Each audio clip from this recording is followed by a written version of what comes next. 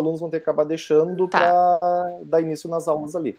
Mas fica à vontade em relação a isso, 45 minutos para a tua palestra, depois o diálogo em si, enquanto tiver interessados e tu tiver tempo também, fica bem à vontade. Tá, vou correr. Tá, já iniciei a gravação, então deixa eu fazer a abertura oficial aqui. Então, boa tarde a todos, pessoal. Meu nome é Giovanni, eu sou professor aqui no FSM, vários colegas professores também estão presentes, e queremos dar as boas-vindas principalmente à Luciana. Luciana Buriol é uma ex-aluna da UFSM, então concluiu seu mestrado, doutorado e, consequentemente, adentrou na Universidade Federal do Rio Grande do Sul como professora já há 15 anos, né, Luciana, se não me engano. E nesse momento está afastado da URGS, trabalhando na Amazon, morando em Seattle, nos arredores de Seattle, nos Estados Unidos. Então, vai falar para nós hoje sobre a sua área de pesquisa. Então, vai trazer novidades que dificilmente vocês vão ver isso numa disciplina de graduação, que isso acaba sendo mais temas de pós-graduação, pesquisa, pós-doutorado, coisas nesse sentido. Então, para vocês aproveitarem, para ter esse conhecimento de área complementar à graduação de vocês, e também depois, ao final, algumas experiências que vocês queiram tirar dúvidas com ela e aproveitar justamente esse momento. Para isso, fiquem bem à vontade e guardem as perguntas para o final, ou vão colocando no chat aqui que eu faço a mediação depois, ao final, caso alguém não queira abrir o microfone. Luciana, te agradeço desde já. Uma boa palestra a todos. Muito obrigada. Vou compartilhar minha tela, então.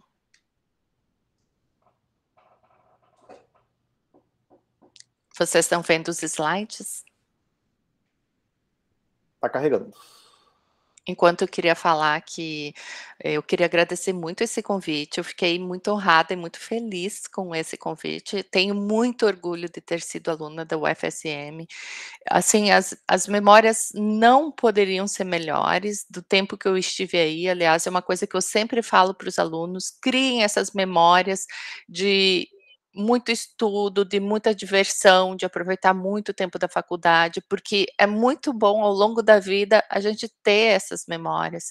E eu tenho memória, assim, muito positiva do tempo que eu estudei aí, e também depois que eu passei um tempo fora, fiz mestrado, doutorado, pós-doutorado fora. Em 2005 eu voltei para Santa Maria, eu estava estudando para concursos e eu estava na casa dos meus pais, queria um pouco ver o ambiente universitário, daí eu apareci aí na UFSM e eu nunca vou esquecer, assim, que os professores me acolheram tão bem. O Felipe Miller ofereceu eu ficar na sala dele, o professor João Carlos, que está aqui, me passou a senha da sala dele e falou: tu fica aqui, tu usa quando tu precisar, e eu utilizei.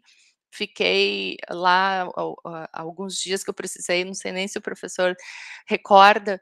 A professora Yara me deu, assim, muito apoio na hora do concurso da URGS, inclusive ela foi até a URGS nos dias do concurso para estar lá comigo, para conversar, para dar um apoio, porque eu não conhecia ninguém da URGS. A Márcia, o César, todo mundo me deu, assim, muito apoio. Então, eu queria dizer que esse link continua, é muito forte e eu sou extremamente agradecida. Então, sempre que eu puder colaborar de alguma forma, eu vou estar aqui e farei com o maior prazer. Desculpa aqui essa fala aqui no início longa. Posso começar? Os slides estão aparecendo para vocês? Estão, fica bem à vontade. Ótimo.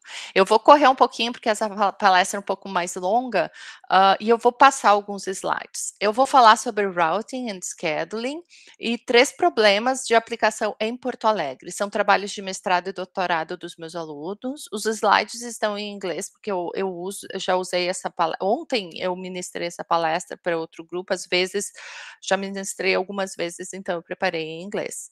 Eu também queria falar que esse é um trabalho em conjunto com os meus alunos. O Tony Wickert, o Alberto e o Carlos foram meus alunos. O Alberto Kummer foi aluno da UFSM, o Carlos foi aluno da URGS e o Tony foi da Unicinos. Então, eu vou falar do trabalho deles. Eu tenho outros trabalhos, mas eu escolhi esses porque eles estão relacionados.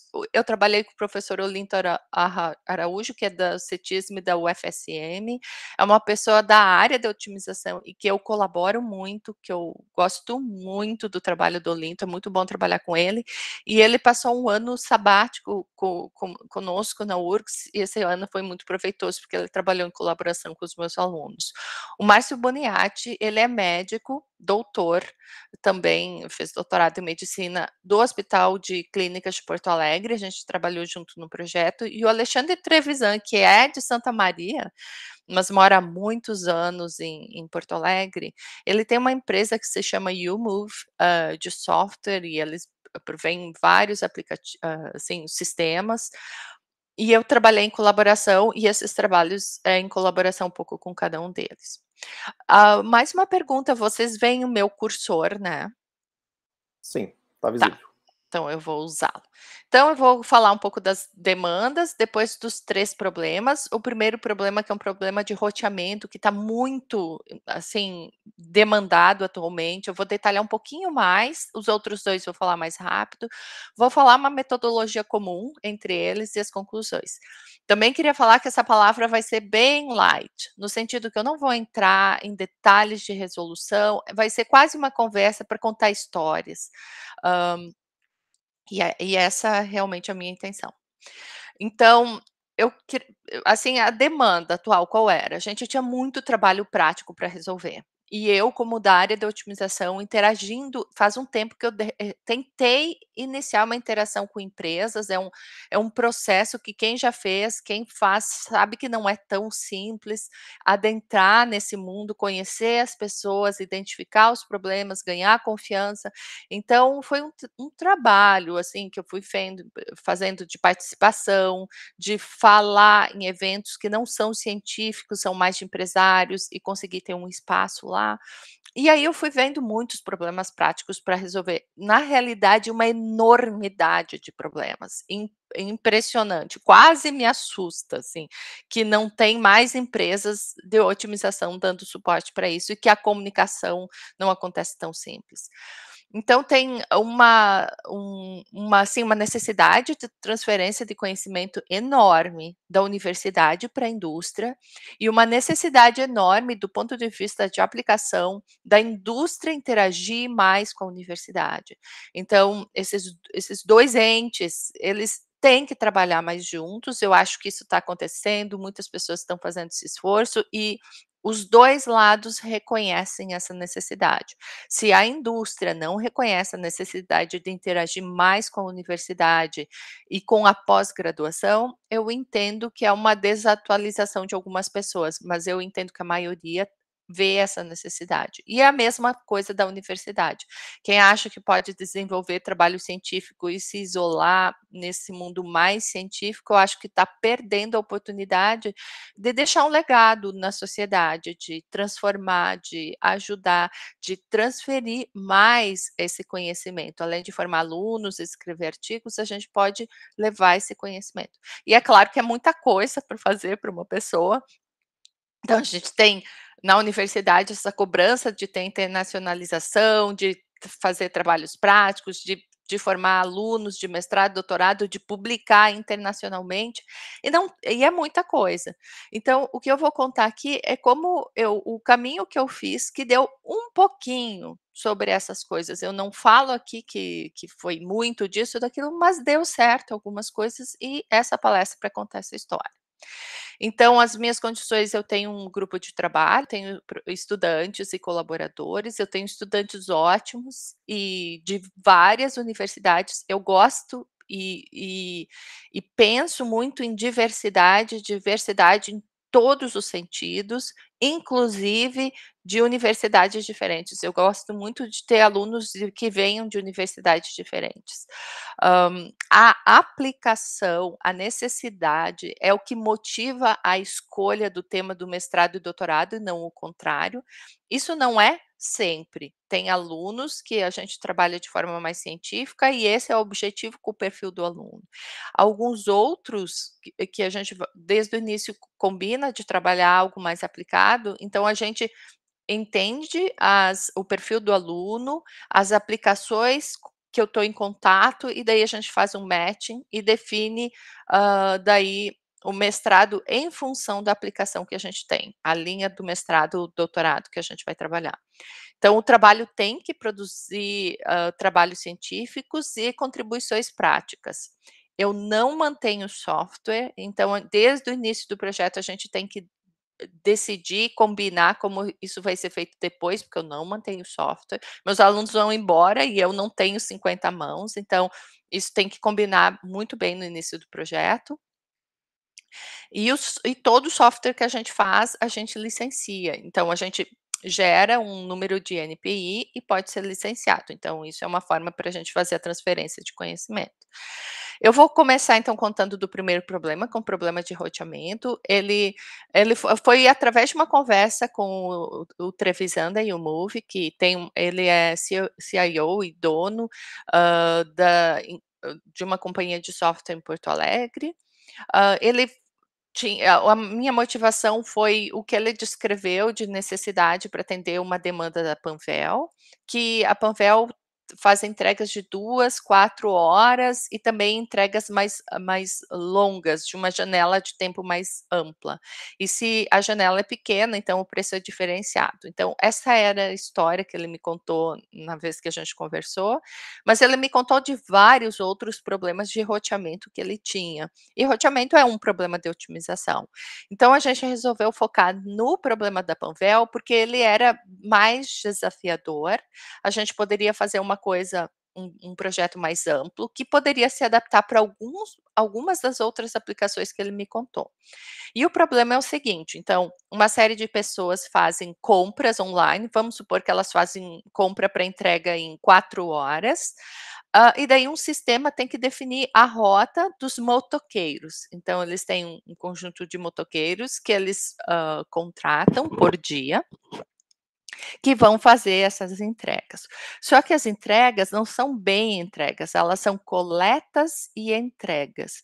Por quê? Qualquer loja da Panvel é também um armazenamento. Então, nessas vendas online, o motoqueiro pode ter que passar numa loja da Panvel, porque não é numa loja que vai ter todos os produtos, né, que ele precisa para essa rota que ele vai fazer.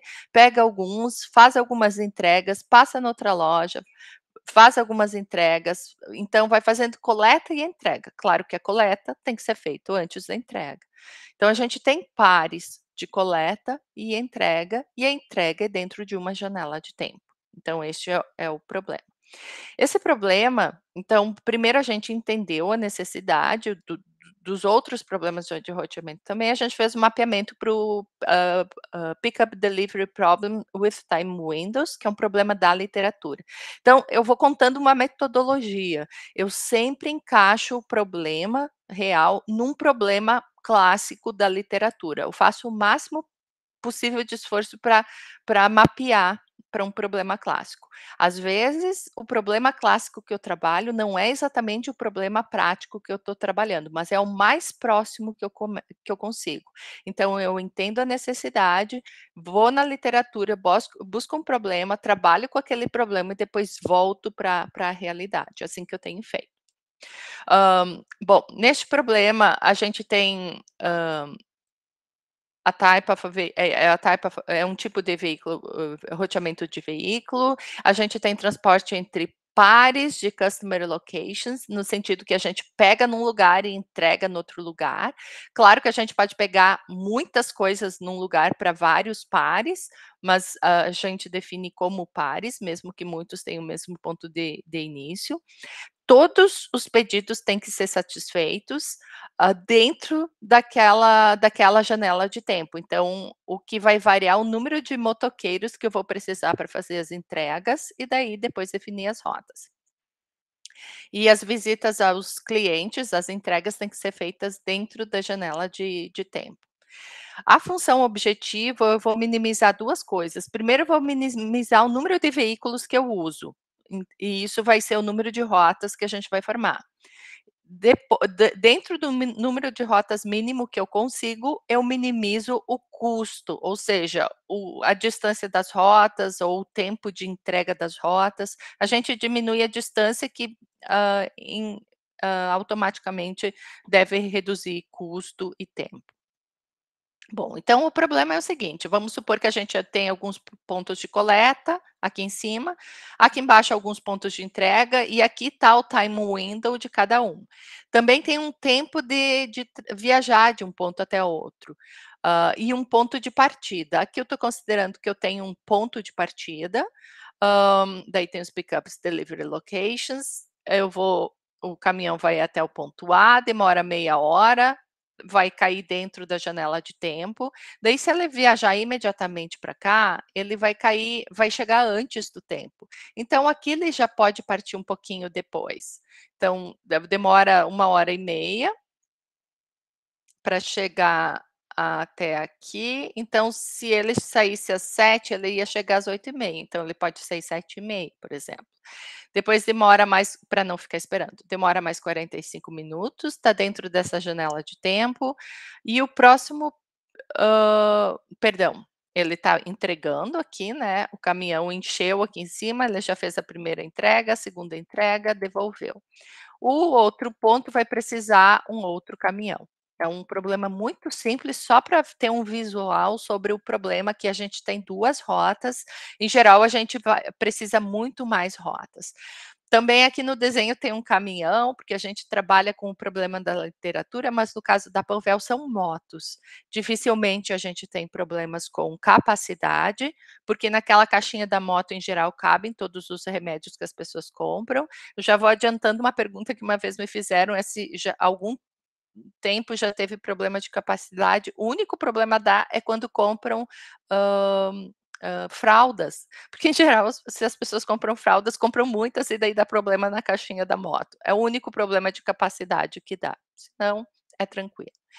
Bom, minimizado o número de rotas, a gente minimiza o custo dessas rotas. Esse custo deu 215 minutos para essa, mais 105 minutos da essa, e daí a gente tem o custo. Eu vou contando meio rápido aqui. Não vou detalhar a literatura, mas como é um trabalho de mestrado que eu estou falando, o aluno vai estudar literatura, tudo que tem até hoje. Quando ele fez o trabalho, esse último trabalho ainda não existia, e a Grit Van Berg é uma professora da Bélgica, tem os melhores resultados atualmente nesse problema, e agora o Carlo está fazendo doutorado com ela lá na Bélgica. Então, para este problema, primeiro a gente sempre faz a formulação matemática do problema, que eu não vou apresentar aqui. Para quem é de otimização, já imagina aí uma formulação matemática. A gente usou a formulação matemática da literatura e o aluno basicamente implementou aquela formulação e resolveu. Também propusemos um algoritmo, uma meta-heurística, porque a formulação matemática a gente estava resolvendo até 10, 11 pontos de entrega num tempo razoável. Passava disso, a gente não conseguia. Então, nos trabalhos de mestrado e doutorado nessa área, o que eu faço sempre, a gente formula quando é possível, verifica o que a gente consegue resolver na otimalidade, depois, vamos dizer, estressa o algoritmo, vê o que a gente consegue resolver de forma heurística. A meta-heurística, basicamente, gera uma solução inicial, guarda todas as rotas dessa solução inicial num pool de rotas, num conjunto de rotas, depois aplica uma busca local que tenta reduzir o número de veículos. Essa busca local, basicamente, ela pega uma das rotas e tenta remover pontos dessa rota, jogando nas outras rotas. Depois ela pega cada uma das rotas e tenta otimizar a rota internamente. Então, na linha 4, a gente fala que é uma otimização interrotas, na linha 5, intra-rotas. Depois a gente tem, na linha 6, um procedimento que a gente vai guardando um pool de rotas que eu falei aqui. Em cada interação, eu tento formar uma nova solução com o pool de rotas que eu tenho atualmente. E uma solução com uma formulação matemática. Como é uma formulação bem simples, eu vou falar rápido só para falar como é que funciona. Então, a gente resolve um problema de programação linear inteira, que é o set partitioning problem. A gente tem a informação do custo da rota, porque são rotas que a gente viu, então a gente tem o custo armazenado daquela rota, e um parâmetro indicando para cada rota, para cada cliente, para cada ponto, enfim, se aquela rota inclui aquele ponto, 1 ou 0, é uma informação binária. E a gente só usa uma variável para decidir se aquela rota vai pertencer à solução ou não. Se pertencer à solução, se é 1, a gente tem o custo associado e vai minimizar esse custo, e a gente quer que para cada cliente, para todo cliente I, uma das rotas inclua aquele cliente, para garantir que todos os requests sejam atendidos. Então, é uma formulação bem simples E muitas vezes esta linha aqui, essa formulação matemática, gera uma nova solução que é melhor. Para o problema científico, a gente está usando este operador. Para a entrega da YouMove, a gente não usa, porque é um pouco complicado para eles lidar com formulação matemática, com um solver. Então, lá a gente faz uma entrega mais simples, até porque as rotas deles não são tão grandes, chega até 20 clientes. Então, a gente não precisa usar um recurso, vamos dizer, sofisticado como esse. Depois a gente tem um parâmetro de aceitar a solução ou não, que eu não vou detalhar aqui. Ele não é simplesmente se melhor aceita, ele usa uma comparação com soluções passadas. Depois eu também vou dar o link da dissertação, quem quer ler com mais tempo.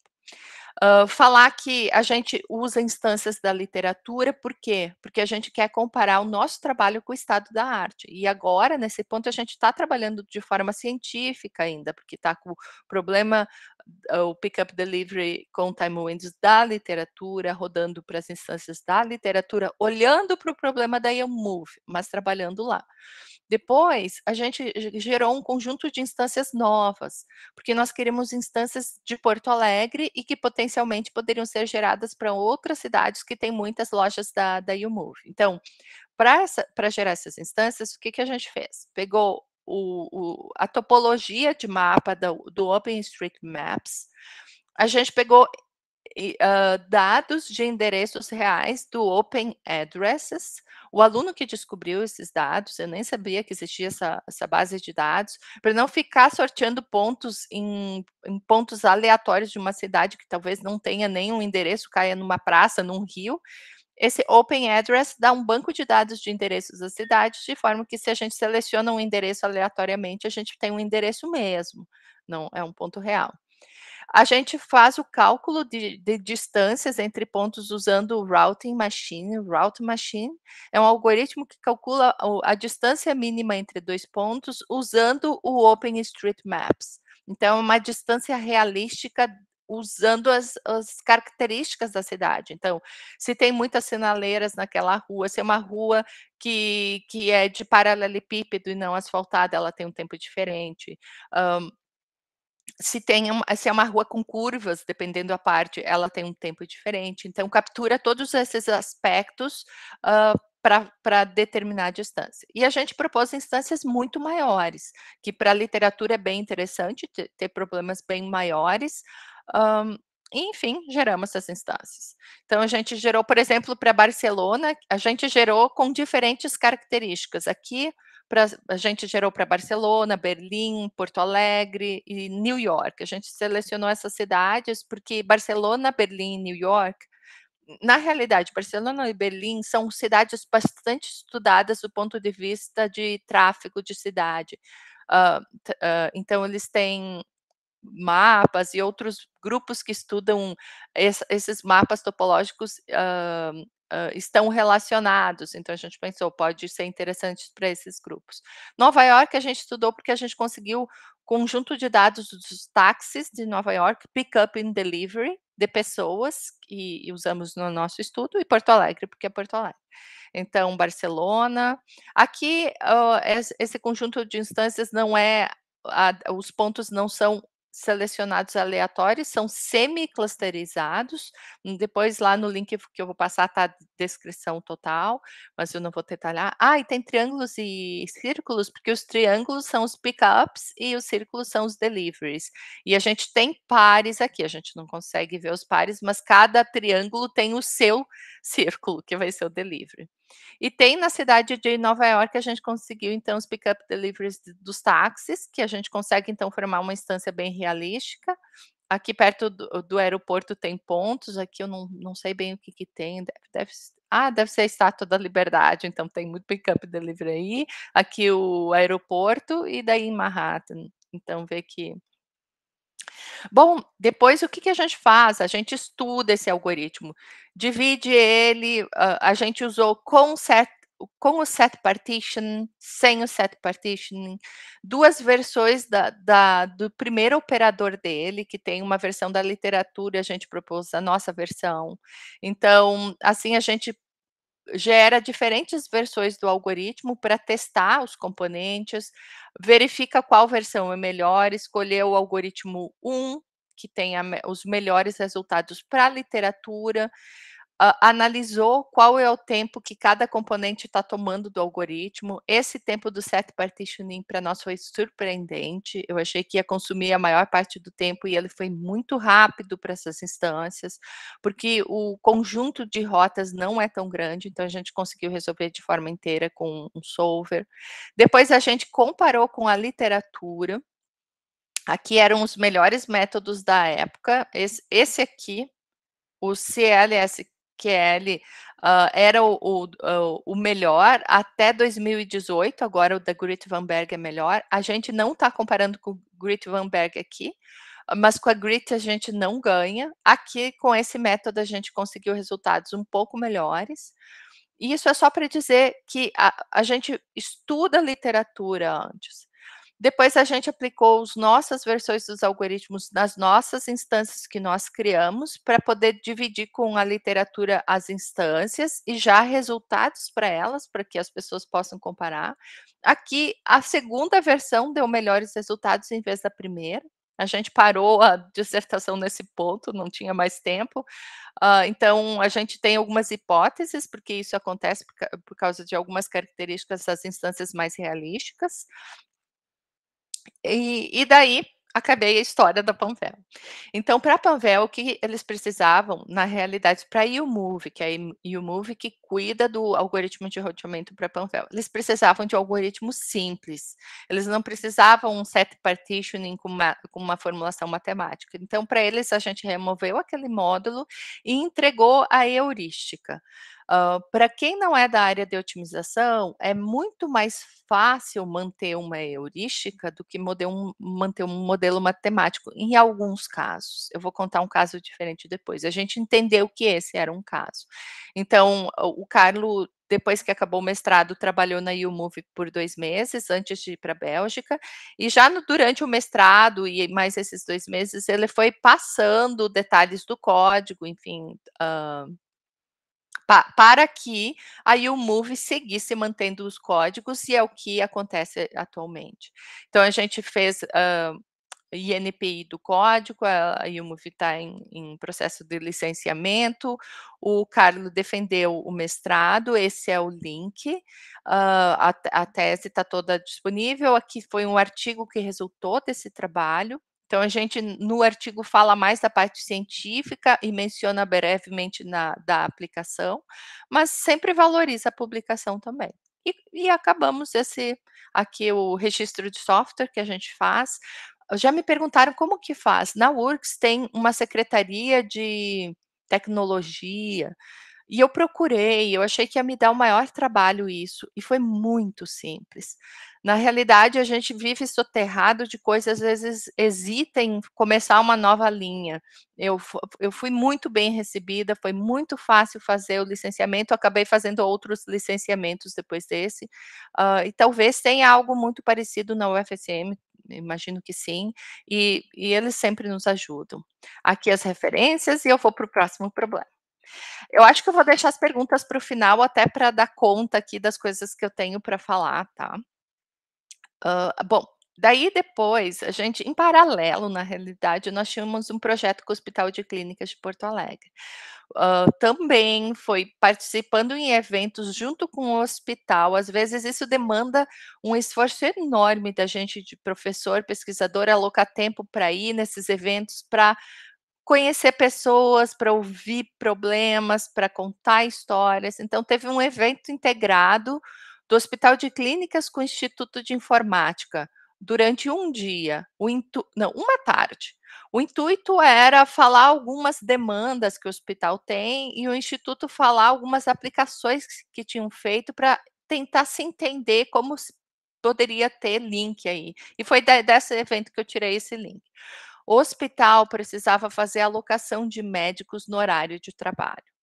Então, ninguém imagina que tem esse problema por trás muito difícil para ser resolvido. ele tem que funcionar 24 horas por dia, os médicos estão disponíveis em vários horários, mas a gente precisa preencher manhã, tarde e noite, 24 horas, 7 dias por semana. E esse era o problema que a gente tinha para resolver. E eles estavam ampliando o hospital de clínicas e falaram: resolver esse problema manual para a situação atual já está muito difícil, está estressante e está um problema, uma linha vermelha no hospital. E o hospital vai expandir, a gente precisa uma solução. E a gente se conheceu, agora já está expandido, 70%, e a demanda está enorme e ainda mais veio a Covid por cima. Bom, então o hospital tem 6.000 funcionários, há cerca de 6.000, mais de physicians, é médico em inglês, então 600 physicians, 534 são residentes, ou além desses physicians, 534 residentes passam por lá ao longo de um ano. Tem 388 professores com algum envolvimento, com alguma atuação no hospital. Então, o número de hospitalizações, de atendimentos médicos, exames, 49.000 cirurgias por ano. Então, é um hospital que atende muitas pessoas. Ele atende 20% das hospitalizações da região de Porto Alegre e 27% das hospitalizações complexas da região de Porto Alegre, só para falar um pouquinho da situação. E aqui eu vou falar um pouquinho da história de como a gente resolveu a automatização da alocação de physicians no horário. Eu vou contar um problema mais simples para depois falar do problema do hospital. Então, vamos supor que aqui a gente tenha 7 dias por semana, e aqui a gente tem 5 empregados, e a gente precisa que cada dia, pelo menos, tenha um empregado funcionando no horário early, late and one night. Então, aqui, E significa early morning, late é a afternoon e night para cada dia. Pode ter mais, mas não pode ter menos. A gente tem que fazer a alocação, tem que respeitar o contrato de cada um desses funcionários, eles trabalham por X horas cada um, eles têm dias que eles não podem trabalhar, a gente tem que equilibrar o número de horários de noite que eles trabalham ao longo da semana, o número de horas de final de semana que cada um trabalha ao longo do mês. A gente tem que considerar todas as questões trabalhistas da área, então os horários de descanso e tudo como isso funciona. Ao mesmo tempo, a gente tem que suprir a demanda do hospital, que tem que ter um número mínimo de médicos em cada shift, é como a gente chama cada um, early, late and night, cada uma dessas divisões. Então, tem que ter lá um número mínimo e máximo, não pode ter overload de médico num setor, num certo horário, em cada dia, incluindo final de semana e noite. E a gente tem que fechar esse horário, e é um problema clássico de otimização. Então, só para mais ou menos descrever quais são as demandas. Então, um médico, ele só pode ser designado a um shift por dia, nos dias da semana, então ele só vai trabalhar de manhã, ou de tarde, ou de noite. Ele tem um mínimo número um número mínimo de médicos em cada shift, em cada área por dia, um número máximo. Em final de semana, ele trabalha manhã e tarde, ou noite, ou não trabalha. Então, não pode só alocar de manhã ou só alocar de tarde no final de semana e feriados. E isso é feito para minimizar o número de feriados e finais de semanas que uma pessoa tem que trabalhar, e quando ela trabalha mais horas. Ele pode estar indisponível em alguns horários. Se ele trabalha de manhã e de tarde, finais de semanas, ele tem que estar alocado na mesma área para não gastar esse tempo de mover de uma área para outra, para poder cuidar melhor dos pacientes concentrado o dia aí. Tem que equilibrar o número, ele tem que ter a qualificação necessária para a área que ele foi designado, então se é pediatra, ele está na área pediatras, tem alguns que trabalham em várias áreas, então no geral, na pediatria, coração de criança, então na área de coração. E daí tem vários outros, tem aqui mínimo aqui em vermelho é o que a gente chama soft, a gente não é obrigado a resolver, já vou detalhar um pouco mais.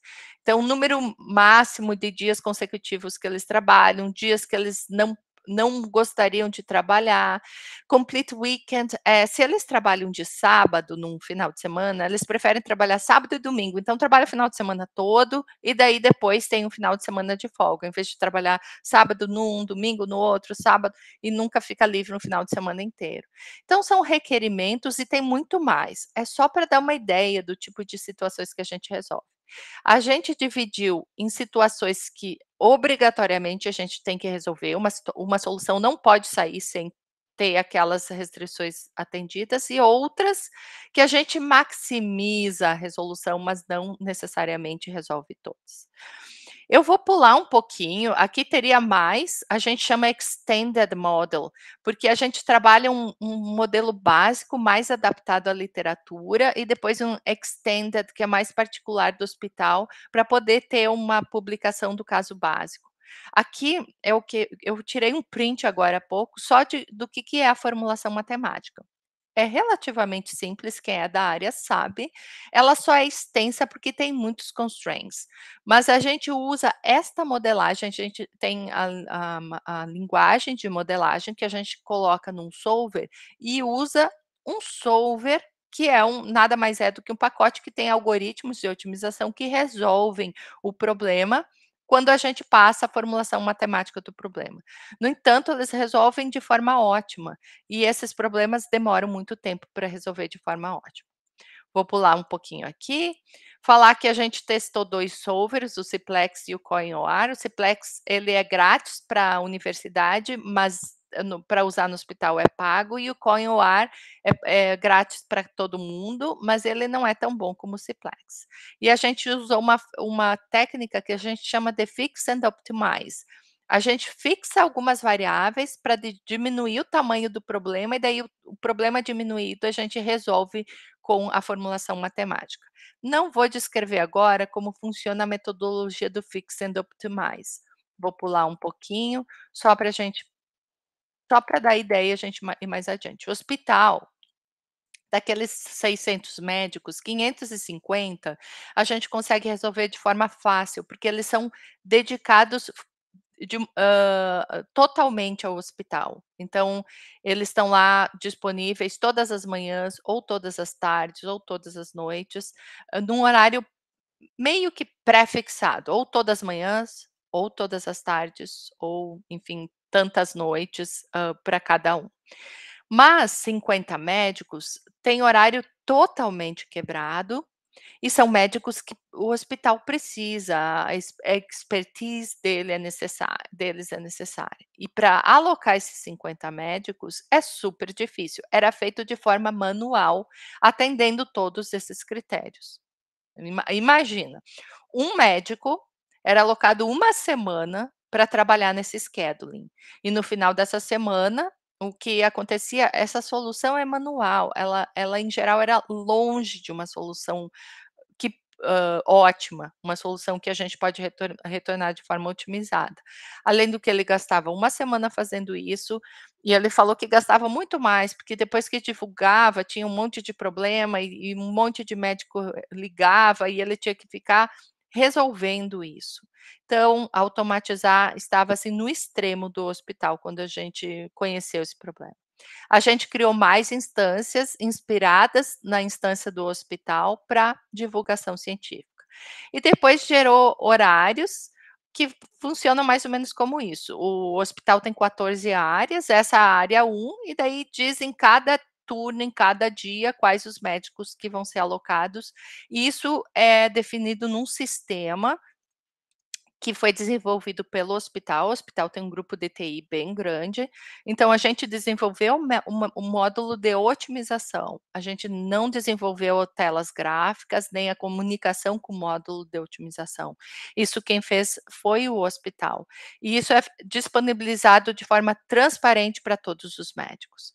Daí a gente analisou os gaps, em Ciplex, de resolver de forma ótima todo o problema e com um solver com outro solver, depois com a nossa heurística de Fix and Optimize e uma heurística pura sem solver. A heurística pura dá melhores resultados, mas a gente optou por implementar no Hospital Fix and Optimize, porque ela é muito mais fácil de manter. E daí as conclusões eu vou rapidinho aqui. Então, até 50 médicos a gente conseguia resolver com o modelo inteiro, sem problema. Maior que isso, a gente precisava do Fix and Optimize. Em 2017, 18 e 19, para o hospital bastava 50 médicos. E então bastava o full model.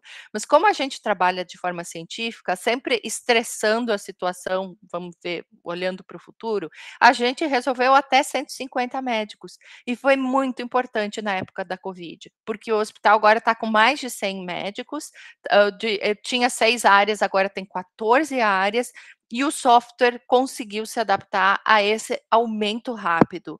Foi um presente para nós que ele conseguiu, que deu tudo certo, e para o hospital. O hospital está muito feliz de ter essa solução e toda a alocação dos médicos de todas as áreas Covid foi feita com este software e foi muito importante. Eles já deram várias declarações que nos deixaram muito felizes.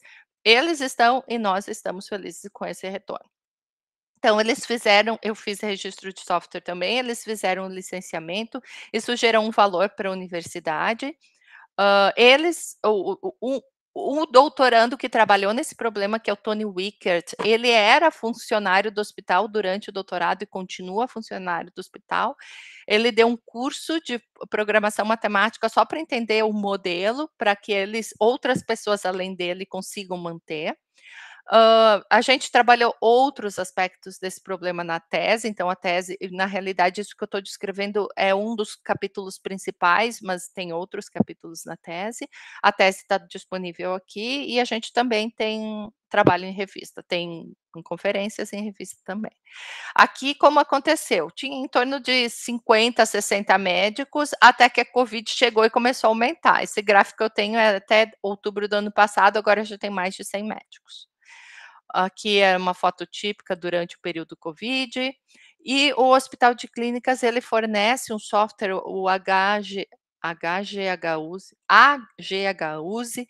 que, ele vende, ou não sei como funciona, para outros hospitais do Brasil, e este software foi incluído como parte do HGHUSE. Então, todos esses outros hospitais podem usar esse software. Eles entram com os dados de entrada deles e o nosso software é genérico para essa entrada e sobre essas condições gerar a solução. Acabei esse problema e agora vou contar um muito rapidamente, mas é um problema lindo que está sendo trabalhado pelo Alberto Kummer, que foi aluno do instituto. O Alberto defendeu o doutorado dele na semana passada, ficou com conceito A e fez um excelente trabalho, já ganhou uma oferta, ele fez estágio aqui na Amazon, ganhou uma oferta para trabalhar aqui.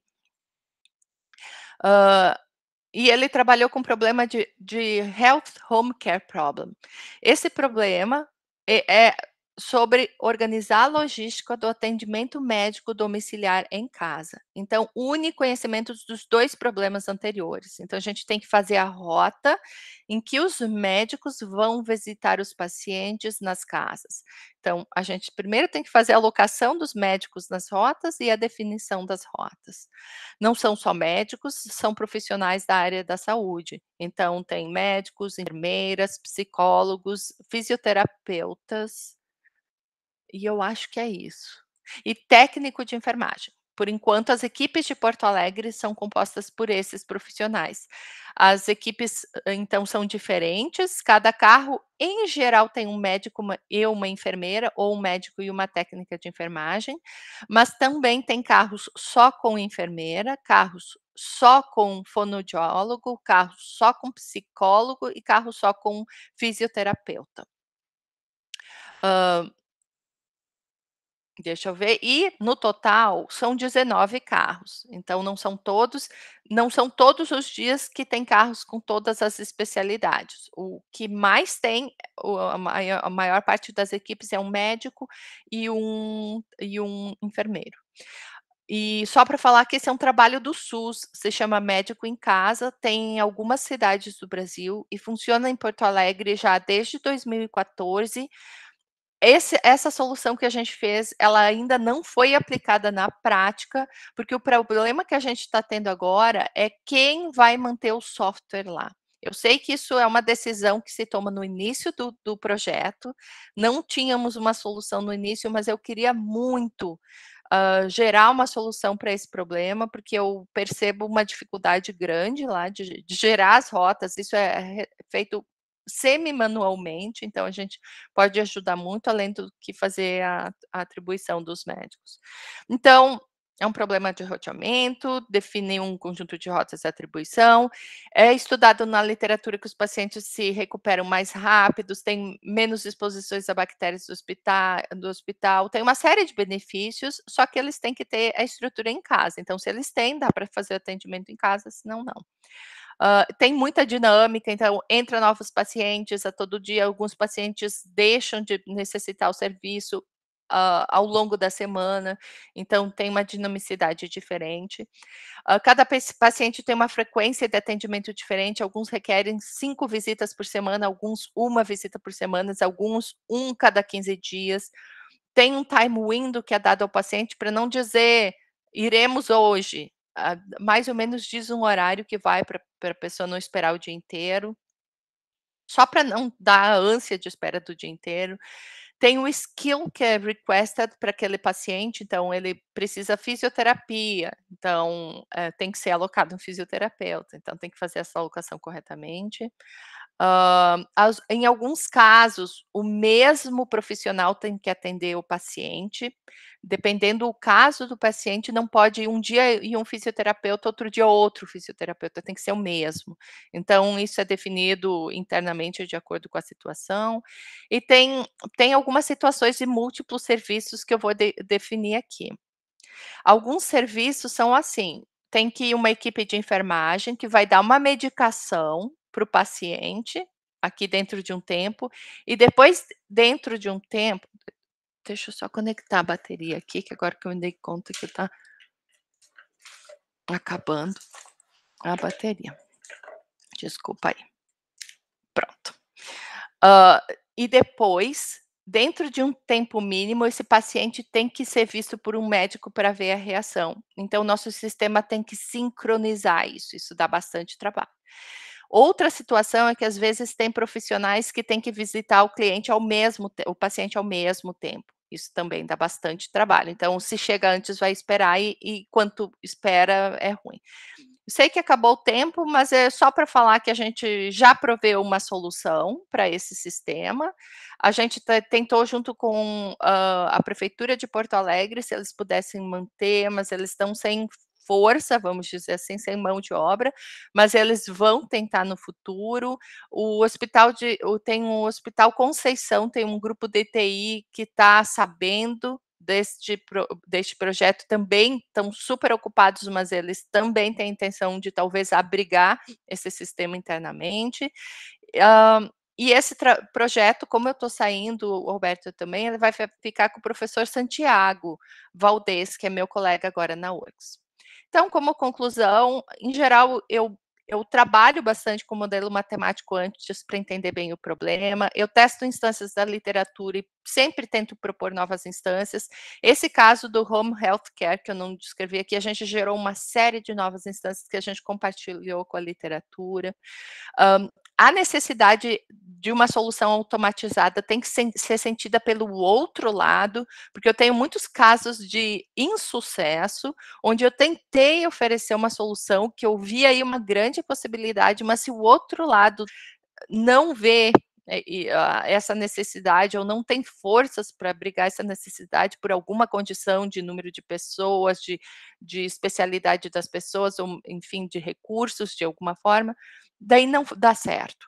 Então, uma coisa que eu aprendi nessa minha caminhada, depois de muitos casamentos errados aí de trabalho, é que eu tenho que ver o outro lado querendo essa solução. Isso, para mim, é fundamental para ir adiante nesse desenvolvimento. Muitas coisas para decidir no início, quem vai manter o software e avisar muito claramente para o outro lado que o aluno vai se dedicar às disciplinas, que ele vai publicar e ele vai gastar tempo aí. E tem que, só para falar que muitas teses podem ser produtos e startups. Fiquem sempre de olho, porque isso é muito, muito viável sempre. Aqui é o meu contato. Eu ainda estou usando o contato do InfiWorks, eu estou finalizando minhas orientações, e só para dizer que a gente sempre tem vagas abertas no Instituto de Informática. Vou parar de compartilhar, desculpa, eu passei uns minutinhos. E estou de volta aqui. Perfeito, muito obrigado, Luciana. Show de bola pelo compartilhamento do conhecimento aqui. Como eu disse antes, é uma área que nós não temos uma disciplina de graduação, por exemplo, que aborda esses temas que tu colocaste aqui, então serve para os nossos alunos visualizar que existe muito mais além daquilo que é oferecido num curso de graduação, então está aí uma das áreas que acaba apresentando exatamente isso.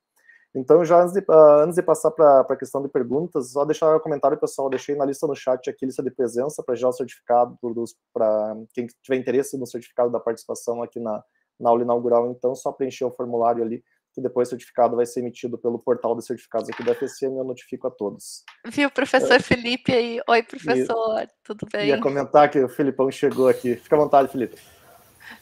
Meu eterno orientador. Que isso, que isso. Só lembrando que a gente trabalha com esses problemas também. Quem tiver interesse pode nos procurar. A gente tem um grupo de heurísticas e metaheurísticas. Parabéns, Lu, por toda a tua trajetória. É sempre muito bom ver as superações daquelas sementinhas que a gente plantou desabrochando. Felicidade, sucesso aí na Amazon.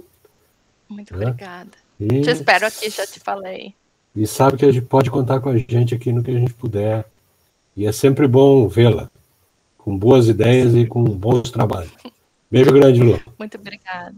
Muito obrigada. O professor Felipe já viu essa palestra, é uma versão um pouquinho atualizada da que eu ministrei no SBPO no ano passado. Que bom estar aqui de novo. E tudo que tu falou aqui é recíproco.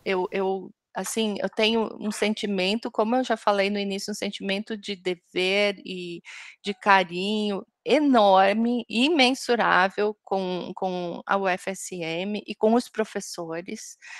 Todos, eu vi que o professor Raul estava aqui, ele saiu agora há pouco, foi meu professor também. E eu fico muito feliz se eu puder ajudar de alguma forma. Enfim, recebendo as pessoas, conversando, às vezes alguém pode dizer, Luciano, tem um tempo para conversar sobre alguma coisa? Tenho. Tu pode me conectar com alguém? Se eu puder, eu faço isso. Então, eu estou muito disponível. Estou vendo várias pessoas conhecidas, muito bom estar aqui com vocês. E sim, o professor Felipe também tem um grupo aí, dava para contar uma história parecida, né? Cada um tem sua história de projetos. Eu contei a minha aqui, e dizer que a área de otimização, nos últimos anos, tem uma demanda impressionante, impressionante. Então, é uma área que está bem, assim, demandada, que a gente consegue trabalhar de forma científica e aplicada. É uma surpresa muito boa, eu diria, para mim. Até assim, nesse estágio da carreira, para vocês terem ideia, os meus alunos, o Tony acabou de ser contratado pelo Mercado Livre. O Mercado Livre tem um grupo de pessoas da área de otimização enorme, então ele está saindo do hospital, mas ele já deixou o legado dele lá no Hospital de Clínicas, está indo para o Mercado Livre. Dois alunos meus, o Alberto e outro, possivelmente, estão vindo aqui para a Amazon, sempre na esperança que esses alunos aprendam muito, voltem para o Brasil e abram uma empresa de otimização, porque precisa mais e mais. E outros alunos estão na área acadêmica, ex-alunos meus, o que é muito importante também para formar novas pessoas, para ter trabalhos, enfim. E esse sentimento que o Felipe falou de ver os ex-alunos voltando, eu tenho já com os meus alunos. Então, quando eles voltam, contam uma história e dão certo, e estão num projeto e aparecem, eu fico muito feliz. Eu estou sempre conectada com eles para saber se está tudo bem. Sou meio choca com assim, com os pintinhos, eu fico se alguém sai do ninho, eu fico olhando, para onde está indo? Qual é essa direção aí? Fiquei, soube disso, eu sou um pouco assim, mas eu gosto. É uma conexão que eu tenho com os meus ex-alunos, e eu acho que todo mundo junto se ajuda, então quando um está precisando de uma ajuda, eu já peço ajuda para os outros e ajudar aquele um. Eu acho que isso funciona. Luciana, compartilha um pouco com o pessoal como é que funciona a questão, por exemplo, das parcerias público-privada, ou seja, universidade com empresas. Parte mais de ti, do teu grupo, o grupo é procurado, como é que é essa dinâmica, por exemplo, na tua experiência nessa área? Por exemplo, em Porto Alegre, como que eu comecei este caminho? Eu soube de encontros de empresários que têm, de diferentes formas. Tem a Sucesso, que é um encontro, então, de empresários que se encontram algumas vezes por ano. Eu fui num desses eventos, me botei lá no meio, comecei a conhecer algumas pessoas. Eu também tive facilitadores, quem ia me botando, mas porque sabia que eu queria entrar nesse grupo. Depois tem a Soft Sul, que programa palestras, encontros do pessoal de software também. Então eu participei, dei uma palestra junto com eles, me coloquei totalmente à disposição. Às vezes tem empresas que promovem um evento, um happy hour, que é mais um trabalho do que um happy hour, que tu vai lá, é conexão, conexão. Eu fui em vários, e daí depois que tu começa a ir e dizer: "Olha, eu quero muito, eu quero interagir", as pessoas te convidam no início quase de deixa eu chamar aquela professora que estava com vontade, e chegou um ponto que eu estava indo em vários eventos. E assim eu ia conversando com eles e entendendo quem tinha demanda da área de otimização. Foi assim que eu interagi com o Trevisan. O pessoal do hospital também tinha uma pessoa do hospital que participava desses eventos da Sucesso, que me conectou para o problema da alocação de médicos, e uma vez conhecendo eles, depois eles me apresentaram esse problema do home health care. Então, não é que eles entendam de otimização, eles têm um conceito, ela otimiza. Às vezes veio muito problema que não tinha nada a ver comigo. Então eu falo: "Ó, não é bem minha área, isso não vai gerar um mestrado, doutorado, então eu também não posso dedicar tempo aí". Então eu ouvia muitas coisas para entendendo onde eu poderia realmente ajudar, e que eu ia poder botar um aluno trabalhando lá, porque eu tenho que tirar um mestrado, um doutorado no final disso. Então a gente tem que falar com muitas pessoas, ouvir muitas histórias, tentar falar também, para conseguir algumas aplicações interessantes. Para algumas pessoas isso vem ao natural, talvez não passe muito trabalho, talvez algumas pessoas tentam e não consigam isso, então eu sempre digo, eu conto a minha história, a história dos outros é outra história, mas para mim foi assim. Daí, quando começa a desenvolver um software, eu aprendi também que tem que fazer todos esses combinados no início, porque se tu faz no final pode não dar certo. Eu não tenho muita intenção de ganhar com isso, se tu tem intenção de ganhar com isso, então tem que ser diferente. Então tudo vai se eu fizer dentro de um projeto, que eu vou receber um valor mensal, isso é muito bom para mim, mas às vezes isso gera uma burocracia bem grande, então tu tem que avaliar. Eu tive essa situação também, projetos onde eu recebia um valor, eu não descrevi esses problemas aqui, mas gera um trabalho burocrático bem grande também, então, às vezes eu estava disposta, às vezes eu não estava disposta. E a ideia é sempre que depois que a gente tem um software, é feito um registro de software, e daí a empresa licencia, a gente discute um valor. Os valores que eu cobrei são valores não altos. Eu vou dizer um valor, que foi o maior de todos, R$60.000. O Hospital de Clínicas pagou pelo licenciamento do software que a gente fez. É um software que deu bastante trabalho, o hospital tem, enfim, um valor grande, e esse valor não foi para mim, pessoalmente, foi licenciado pela universidade. E a universidade dar 1/3 para o grupo que desenvolveu. Então, 1/3 voltou para mim e para quem desenvolveu, e eu apliquei isso em infraestrutura do meu grupo de trabalho e nos jantares que eu fiz com os meus com todos os meus alunos, com todo o meu grupo de aluno. Então, cada um gerencia isso de alguma forma. Essa é a forma que eu gerei. Não fiz dinheiro aí, mas eu aprendi muito, eu adorei fazer essas interações, eu acho que os alunos ficam bem motivados também, principalmente no final, quando acaba, porque dá bastante trabalho para eles fazer esse científico e manter essa conexão com a empresa. E hoje em dia eu olho que me abriu portas. Esta palestra que eu apresentei para vocês também foi a palestra que eu apresentei aqui na Amazon dentro do meu processo de entrevistas, que é um processo, assim, penoso, assim, tem várias etapas. A palestra é uma delas e foi muito bem recebido, porque eles sabem que cada projeto tem uma demanda enorme de trabalho, de conhecimento e de cuidado em torno ao trabalho para que ele fique no foco e para que um dia ele acabe. Uma coisa que eu fiz nos meus projetos, e é muito importante falar, que eu aprendi que aqui dentro da Amazon isso é muito valorizado, e eu ressaltei isso na apresentação da palestra sem saber que era uma coisa que é ressaltada interno, é que eu sempre tento dar um deliver rápido. Então eu começo a interação com a empresa, a gente faz uma heurística construtiva para um problema da literatura e já apresenta para eles. Ó, tá gerando isso aqui, porque em geral, uma solução muito básica que a gente apresenta já é melhor do que o que eles têm. Então eles já vê, olha, já se tivesse isso já seria bom. E isso foi apresentado 1 mês depois da conversa. Eles botam uma confiança maior em cima da gente. Então, em vez de fazer e apresentar uma coisa requintada, complexa, depois de 2 anos, eu apresento depois de 1 mês. E depois de outro mês, eu falo: "A gente pode apresentar mais um passo que a gente tenha dado". Depois, às vezes eu digo: "Agora a gente precisa uns 5 meses, porque o aluno está cheio de disciplinas, tem que escrever um artigo, a gente não vai conseguir fazer novos módulos nesse período, enquanto vocês vão trabalhando com o que tem aqui", vamos dizer assim. Vão pensando numa interface, porque a interface a gente vai mudar o código dentro, mas a interface em princípio não muda.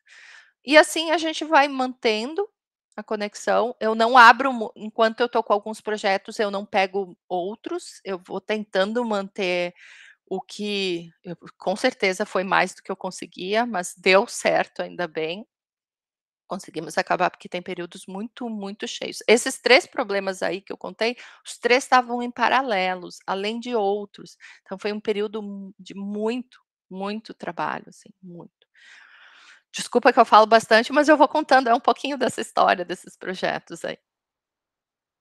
Perfeito. Se quiserem me perguntar daqui, tem claro, coisas aqui que eu não posso falar, mas eu posso também contar da experiência de ter vindo para cá, enfim, fiquem à vontade. Aproveita e abrimos então o microfone para quem tiver interesse, pessoal, ou quiser colocar no chat aqui, posso fazer a interlocução também, fique à vontade.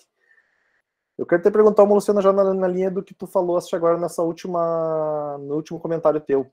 Pegando que se voltasse, por exemplo, lá para 98, que quando estivesse concluindo a graduação e tu tivesse um momento como esse, por exemplo, o que a Luciana de hoje diria para aquela Luciana lá de trás, por exemplo, que tipo de conselho que poderia, por exemplo, ter te ajudado ainda mais, que tu teve que ter um desafio ainda maior para enfrentar isso durante essa trajetória até chegar ao dia de hoje? Muito obrigada. Talvez o que eu diria é para ter menos medo. Eu tinha medo, eu tinha anseios, eu sofria, eu achava: "Ai, vão olhar para mim, vão achar que essa guria está pensando", sabe.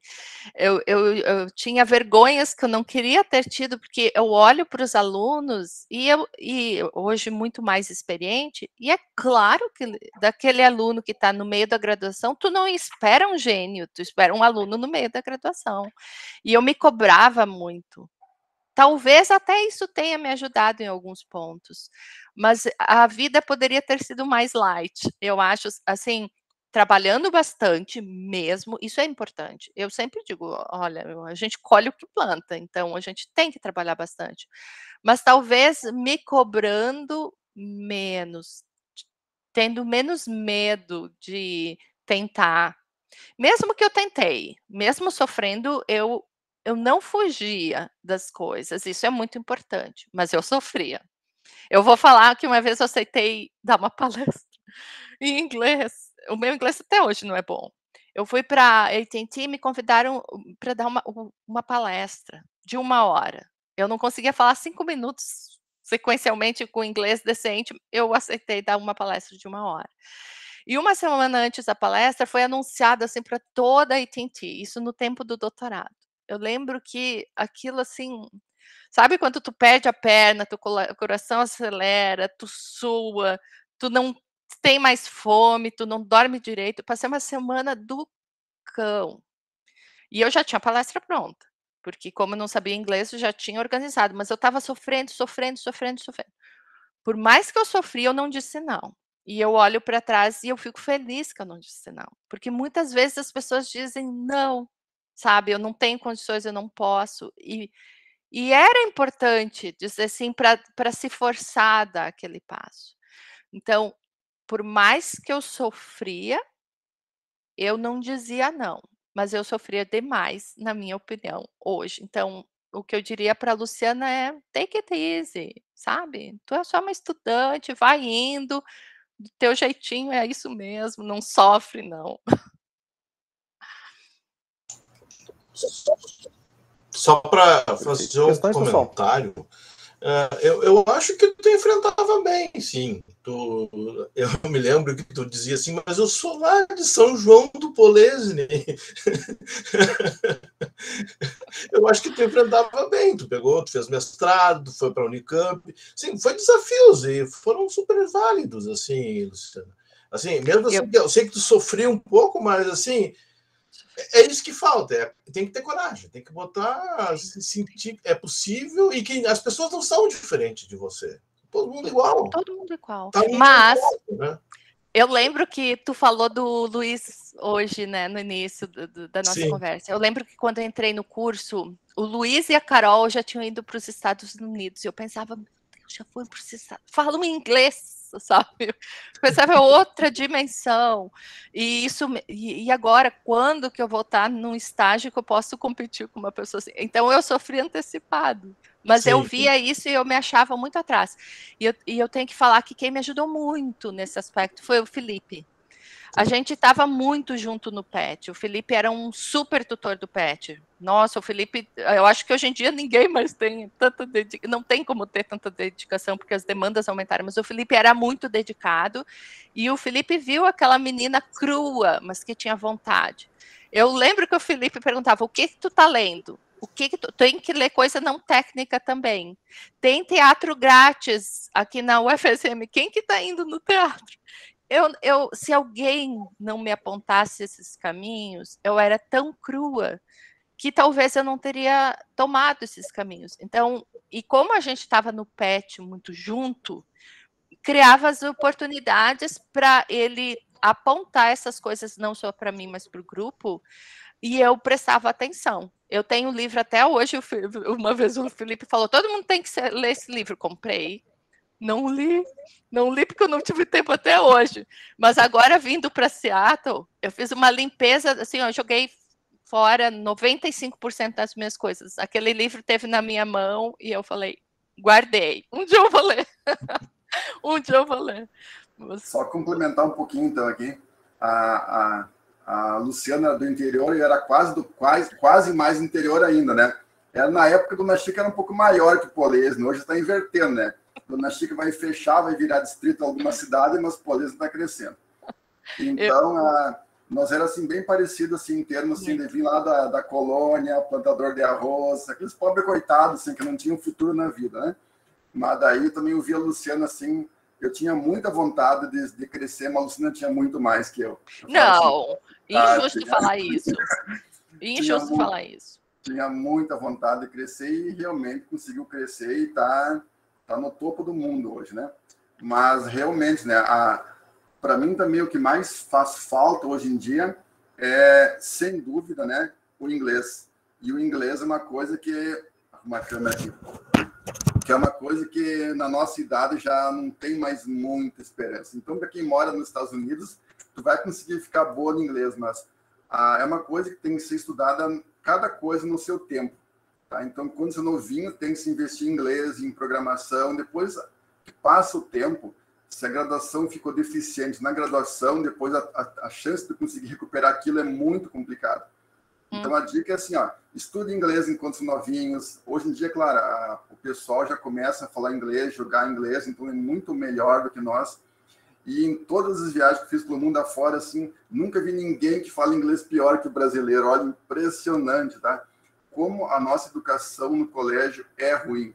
Impressionante. Mas melhorou muito agora. Os novinhos estão falando muito bem. O meu guri já fala bem, já, claro, já morou um tempo fora também, mas olha, o pessoal da nossa idade, assim, é complicado, olha, impressionante. Então, tudo é uma questão de formação, né? Então, mas o fato é que se a Luciana e eu, lá Dona Chica e Polese, conseguimos crescer, então todo mundo hoje em dia, até agora, com curso bem mais elaborado, com mais recursos que tinha antigamente, então todo mundo tem muita chance, sem dúvida, assim, de despontar no mercado. E hoje em dia, com a informática, cada vez mais com demandas maiores e falta de profissional, então ficar sem emprego só aquele aluno assim, que não quer estudar e não quer aprender, porque com um pouquinho de força de vontade, todo mundo pode facilmente abrir as porteiras e ir para fora do Brasil, para fora do estado, para qualquer lugar do mundo, né? Ainda mais agora que o pessoal viu que com a pandemia, qualquer um pode trabalhar em qualquer lugar e ganhar em euro e trabalhar no Brasil. Então, tem muitas oportunidades. E então, só para reforçar que se eu conseguir, nós dois que viemos lá do interior, conseguimos crescer bastante, então todo mundo consegue, basta ter muita força de vontade e muito estudo, né? E isso, a Luciana, assim, eu vi ela como a minha referência, ninguém tem mais vontade que a Luciana de estudar nessa vida. Isso não, ninguém se compara, tá? Feliz saber dessa imagem que tu tem de mim. É o que eu penso de ti. Assim, sobre oportunidades, realmente, para quem é da computação, não só da otimização, que eu falei um pouco da quem é da computação, a gente está no... É uma sorte gostar de uma área que está tão demandada. Assim, às vezes, a gente, no nosso mundo muito ocupado, não percebe o quão a nossa área está demandada, mas é impressionante. Então, se um aluno gosta da área, vai voar. Voar no sentido que vai se dar bem na vida, vai ser feliz, vai ter trabalho. Às vezes pode ter mudanças na vida de local ou de área, mas está uma demanda impressionante. Aí eu já percebia, mas aqui é gritante a demanda que tem. É assim, um buraco vazio, porque tem que fluir água e não tem gente para atender toda essa demanda. Então, uma vez que eu cheguei aqui, a gente atualiza o LinkedIn para ser da área, a gente começa a receber tanta oferta, que e daí eu entro só para olhar, eu vejo dentro da Amazon, tem tem vagas que não são cobertas a tempo e eles estão procurando pessoas. Então tem uma demanda enorme que quem é da área pode aproveitar essa onda, pode mudar de área, olhar outros horizontes e ganhar muito bem também, porque é um período que tu pode escolher, vamos dizer assim. Nessa linha, Luciana, que tu está comentando, até tem uma pergunta da Ana Paula aqui no chat. Quais atividades você acha que foram essenciais, academicamente falando, para que você conseguisse esse emprego? Obrigada, Ana Paula. Eu adoro as perguntas dos alunos, porque sempre abrem coisas que eu queria ter falado e eu ia deixar de falar. Eu acho que, assim, é a minha opinião e as opiniões podem ser diferentes. E como eu olho os alunos hoje em dia? Eu olho, sim, se eles eram bons alunos, se eles eram alunos dedicados. O que eles fizeram enquanto alunos? Então, o curso tem programação, Olimpíada de computação, eles participaram?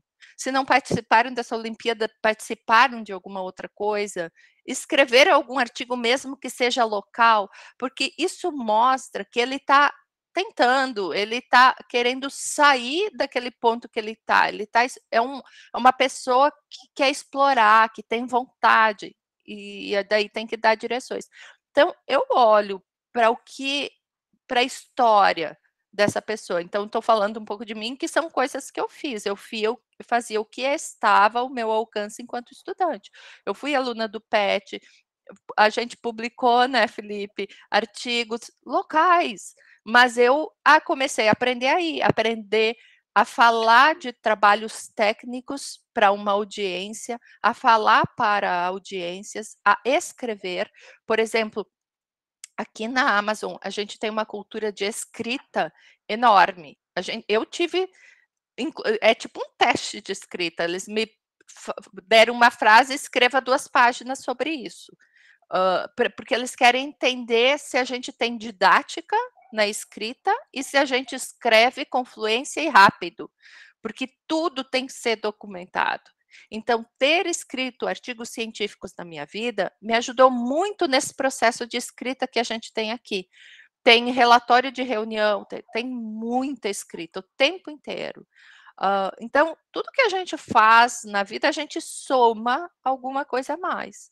Então, as coisas que me ajudaram foi fazer o que tinha disponível na minha mão na época. Escrever os artigos científicos, mesmo que para eventos locais. A gente fez alguns sistemas e apresentou na semana de informática, da semana acadêmica aí do TI, do Centro de Tecnologia. Eram coisas muito simples, hoje eu vejo, mas eu tentei, a gente fez o sistema do início ao fim. Mesmo que é uma coisa que nunca foi usado, não deu certo, a gente tentou. E todas essas coisas vão se somando. Depois, como aluna de mestrado, o que eu fiz? Como aluna de doutorado, o que eu fiz? Então, em cada ponto da vida, e tentando fazer mais do que o mínimo. E notas, eu valorizo notas. Eu olho o CV dos alunos e olho, era um bom aluno no sentido, ele se preocupa em ter notas decentes ou não. Eu sei que tem pessoas que dizem, não precisa, nota não importa o que fez. Well, quando tem 50 pessoas e tu tem que olhar para essas rápido, tu não tem a história, tu não vê um filme de cada uma para saber o que ela é, o que ela não é. Tu tem que avaliar com um papel, basicamente. Então, importa cada coisa, inclusive ser um bom estudante, com boas notas. Perfeito. Mais alguma questão, pessoal? Se não, eu vou fazer o seguinte, eu vou encerrar oficialmente aqui o evento, até para finalizar a gravação, e daí depois fica mais para conversa informal aqui para os presentes, até para quem quiser tiver umas questões mais, como a Ana Paula fez, alguma dica, alguma coisa assim, aproveite depois. Então, Luciano, em nome do PET-CC, em nome do curso de Ciência da Computação, em nome da Universidade Federal de Santa Maria, te agradeço pela presença. Muito importante ter uma ex-aluna aqui compartilhando conosco essas experiências aqui, para justamente, talvez, fomentar que daqui a algum tempo os alunos que estavam aqui pegando as tuas experiências, por exemplo, possam estar aqui compartilhando com os futuros alunos também. Então, te agradeço de coração aqui, e principalmente pela tua facilidade de acesso, mesmo nessa tua trajetória, bem no momento de transição Brasil e Estados Unidos aqui, por exemplo, consegui disponibilizar aqui praticamente um turno para poder nos atender. Para mim foi prioridade. Bloqueei a agenda e eu vou falar que eu estou esperando móveis, que eu acabei de me mudar aqui, eu estou sentada no chão, porque eu estou sem cadeira ainda. Então, mas para mim era prioridade esse momento. Eu fiquei muito feliz com o convite. Eu sei da importância da gente voltar à casa da gente. Eu sempre falo isso para os meus alunos e eu fico muito feliz se de alguma forma alguma coisa que eu falei abriu alguma ideia de alguém, e fico à disposição para, como eu falei, de como eu puder ajudar, eu sempre tento ajudar. Às vezes eu ajudo a conectar com pessoas que realmente possam ajudar, mas eu tento fazer o meu papel nesse caminho. Muito obrigada de novo pelo convite, fiquei muito feliz de ver todo mundo aqui, os alunos e os meus professores que eu Eu, assim, admiro cada um e tenho recordações ótimas de todos. Vejo também ex-alunos da URGS que já estão aí como colegas, eu estou vendo o Sérgio, a Juliana, que não foi do meu tempo, mas é professora aí há muitos anos, a gente recebe os alunos da área. Fiquei muito feliz de ver o Antônio, tudo bem, eu estou vendo desde o início quanto que a gente conviveu, né, durante a graduação. Fico muito feliz de ver todo mundo. O Célio, que me visitou lá em Roma, que eu paguei um sorvete, que ele não ia comprar, era muito caro, ele era estudante, estava sem dinheiro, eu falei, não pode, esse sorvete eu pago. É verdade. Legal, Luciana. Parabéns pela nova empreitada, né? Sucesso aí nos Estados Unidos, na Amazon. Obrigada. Facilitar, eu vou visitar aí, hein? Eu estou esperando as visitas, eu adoro receber visitas. A única coisa é que eu não estou morando no centro de Seattle, eu estou morando em Bellevue, que fica a 20 minutos. E como eu trabalho durante o dia, às vezes pode ser um pouco difícil para eu ir até Seattle se for no horário de trabalho, mas eu adoro receber visitas. Por exemplo, quando tiver alguém na área, alguns dias, se eu puder, eu vou até Seattle, mas aqui em Bellevue eu recebo de forma muito mais fácil. E tem ônibus a cada 15 minutos do centro de Seattle para Bellevue. Bellevue é do lado de Medina. Medina é onde mora o Bill Gates e o Jeff Bezos. É aqui do lado, a gente vai caminhando. A escola da minha filha fica na divisa dos dois municípios. Esses municípios têm 20 mil pessoas cada um, são muito pequenos. Então é uma área interessante, vale a pena pegar esse ônibus de Seattle e vir aqui em Bellevue. Perfeito. Eu vou só interromper então a gravação aqui e daí continuamos informalmente entre colegas e